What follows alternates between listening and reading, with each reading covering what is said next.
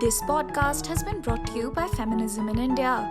For more desi intersectional feminist content, make sure to hit that subscribe button.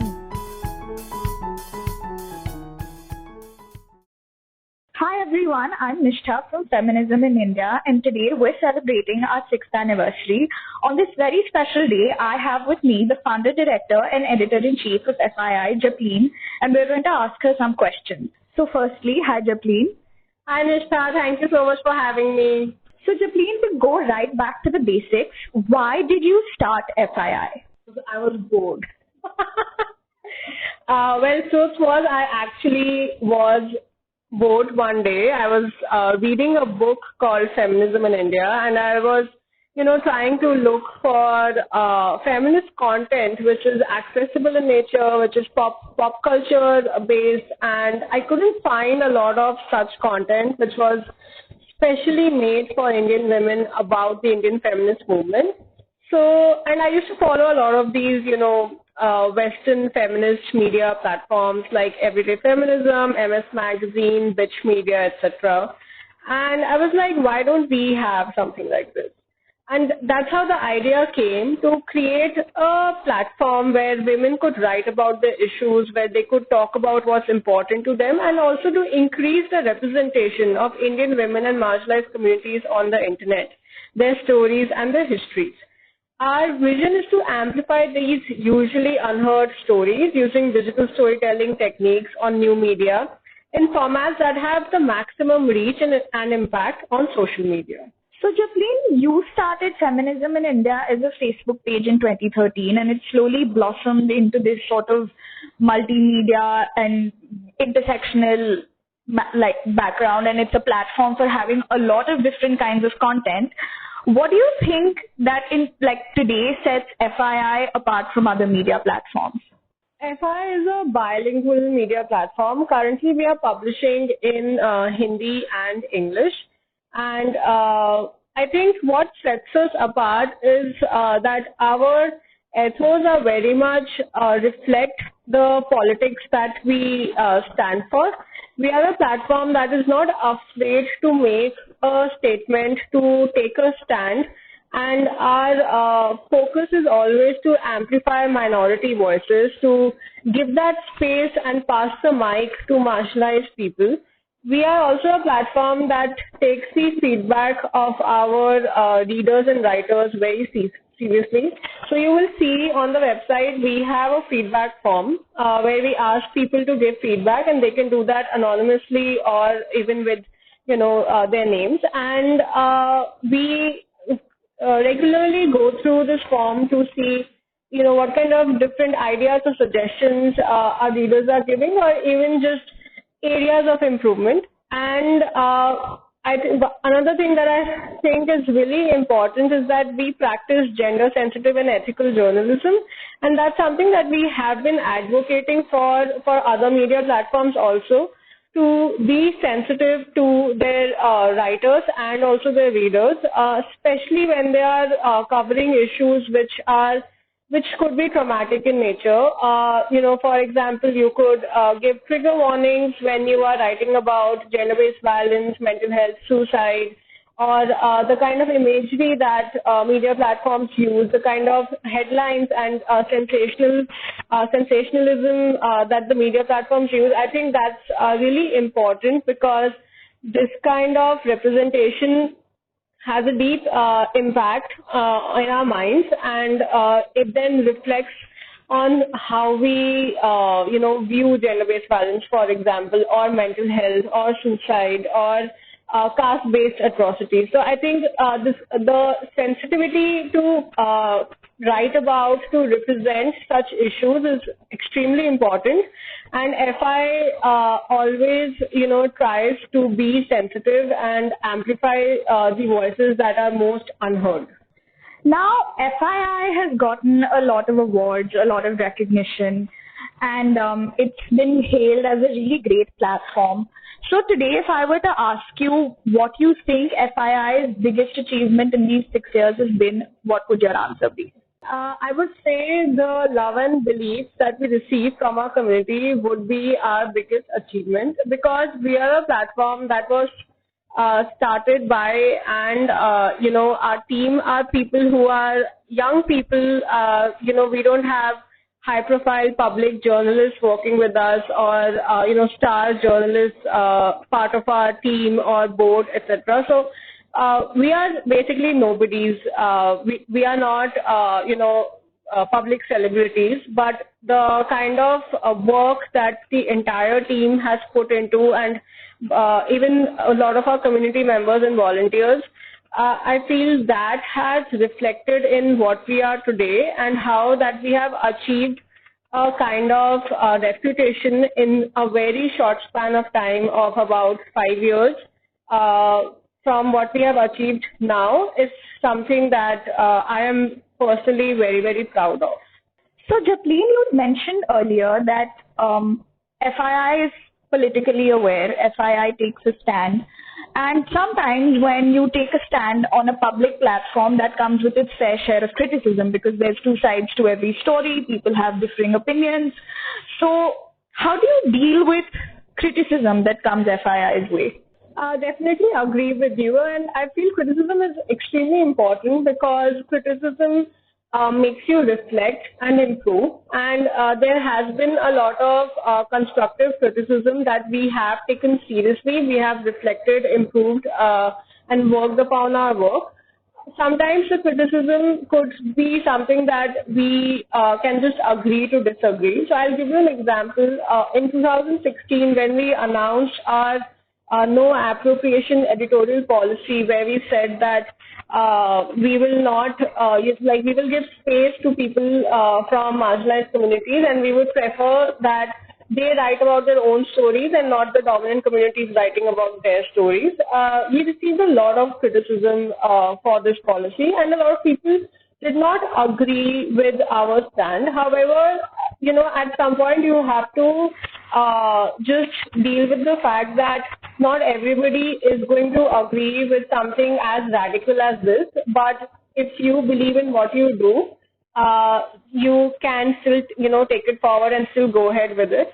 So 4 years back from today, when people did criticize this policy and said, that's not how journalism works, we took their suggestions, but we were like, this is what we want to do, this is what we want to become. And we have always called ourselves a feminist media platform, and not a platform that, breaks news or reports news. So for us, lived experiences are quite important, and we focus on these kind of lived experiences stories. And for that, it is essential that we have these stories directly from the people who are affected by these experiences, and not dominant communities writing about them. So I think criticism can be taken in many ways. If it's genuinely improving the work that you do, I think it's important to reflect, understand, discuss, and implement it if possible, if valid. And if it doesn't, we can always politely agree to disagree and still take a stand. Now, criticism is one thing, but, it's almost impossible to exist online as a platform without this plethora of trolls. Especially when you call yourself a feminist organization, I don't know, but my personal opinion is that the trolling just increases many folds when that happens. And again, speaking from personal experiences, sometimes we'll put something out, and before people have had a chance to even see it, they'll be like, this doesn't stand, or like, what are you feminists saying? So we have our share of very loyal trolls. How do you deal with that? Short answer, I don't deal with them.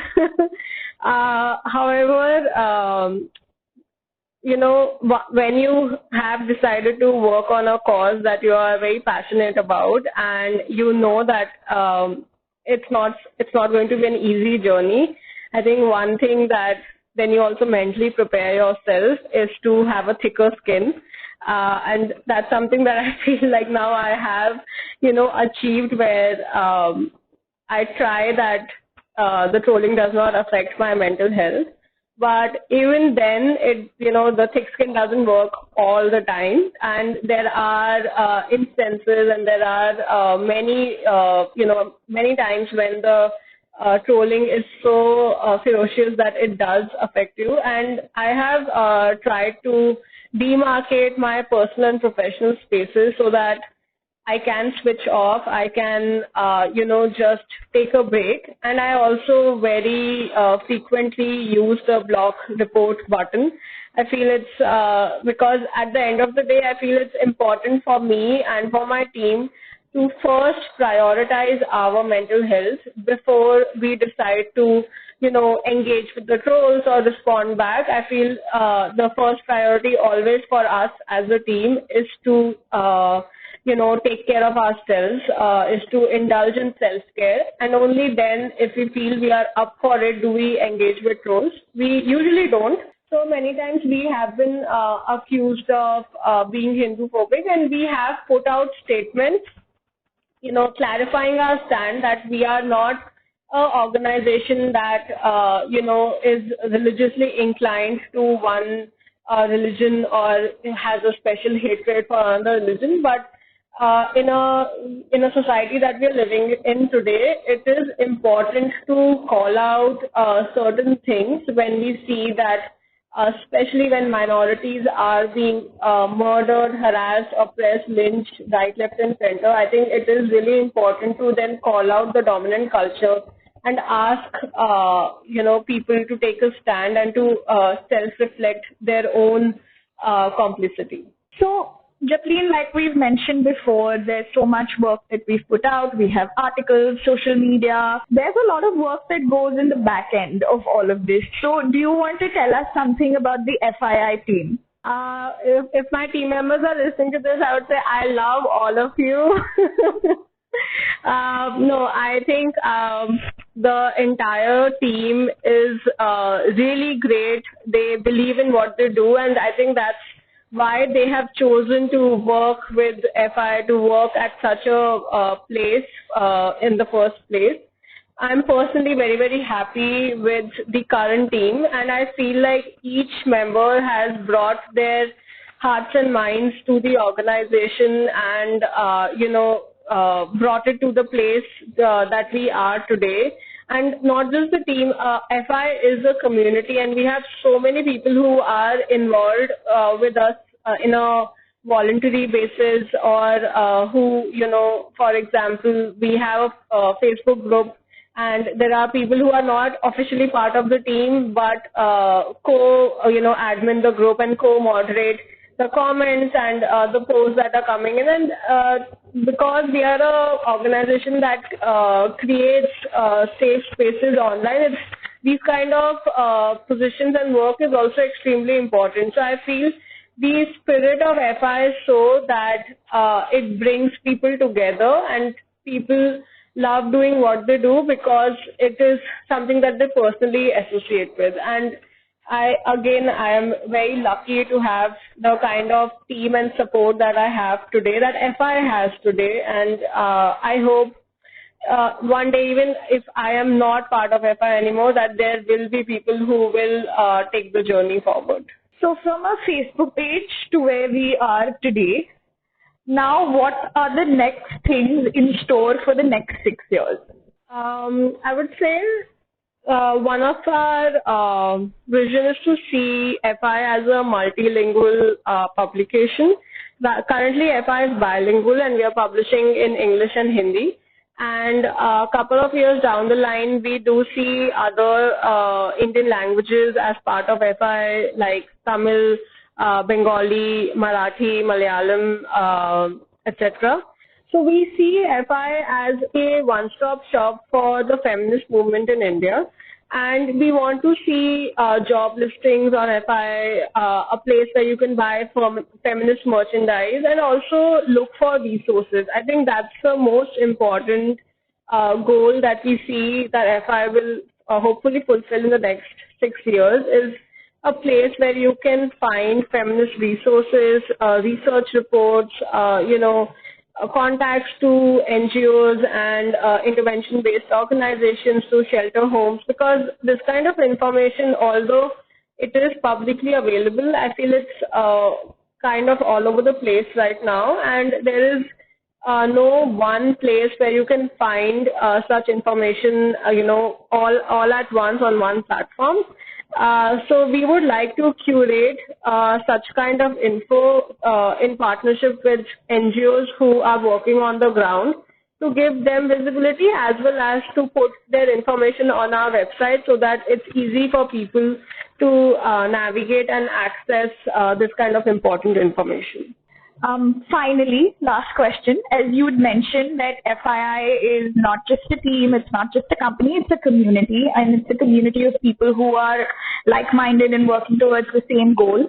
So on our 6th birthday, is there any message that you have for the FII community? First of all, I would like to say thank you so much for believing in us. Thank you for all the support that the community has given us in the past 6 years, and will continue to do it hopefully in the next 6, 10, 15, 20 years. And the only thing I would like to share as a message is, I know that everybody is in to make a better world for ourselves, for our future generations. However, just a truth bomb, you are not going to change the world in one day, and that's completely okay. That's absolutely fine. I think as activists, as people involved in work which betters the lives of other people, it is extremely important that we also indulge in self-care, that we take care of ourselves first, because only then can we take care of others and make the change that we want to see. Thank you, Japleen, for taking out the time to have a chat with us today. And for all those who are listening, watch this space, because something cool is coming your way next month. And a happy 6th FII Day to you.